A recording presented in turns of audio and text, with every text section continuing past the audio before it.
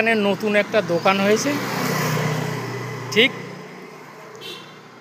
জনপ্রিয় হেয়ার কাটিংয়ের উল্টো দিকে এই সূর্য